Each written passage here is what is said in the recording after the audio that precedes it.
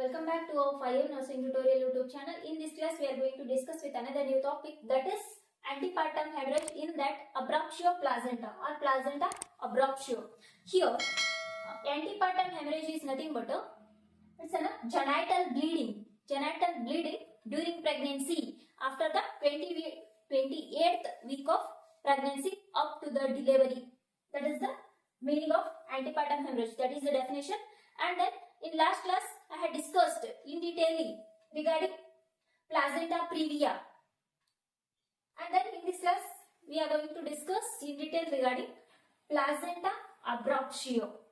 Here, we will see the meaning of placenta abruptio.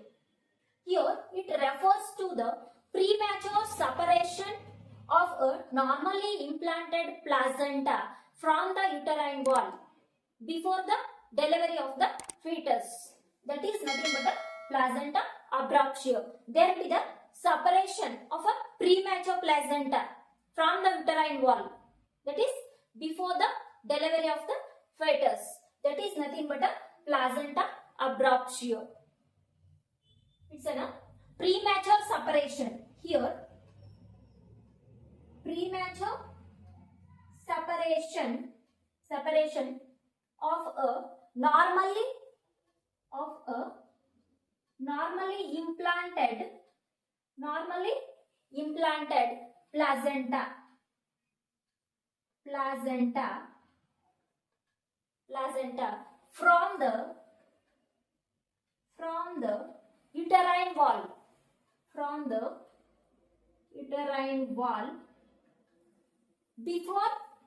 from the uterine wall before the delivery of the fetus. This is called placenta abruptio. Next, we will see the types of placenta abruptio. Here, there are two types. One is based on severity, another one is based on bleeding type. First, we will see the based on severity. Here, mild, moderate, and severe. Here, mild. In the case of mild, minimal separation is there, and then limited bleeding, and then uteroplacental disruption will be there. And then here in the moderate, there is a moderate bleeding and then fetal distress. Evidence of fetal distress is present. And then in the severe case, extensive placental separation we can see, and then severe bleeding. At last, fetal death may occur. And then here, based on bleeding type, here revealed, concealed, and the mixed. There are three types. And then revealed in the sense external bleeding, that is visible.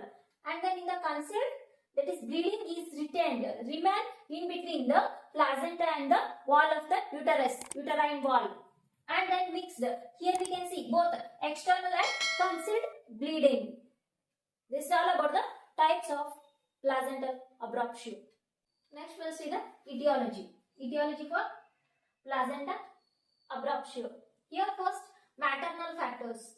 Here, maternal factors, there may be hypertension, and then it may be pregnancy induced, and then advanced maternal age more than 35 years, and then multiparity, and then history of previous placenta abruptio. These are the maternal factors. And then trauma related. Here, this one, trauma related, here car accidents or falls we can say, abdominal trauma.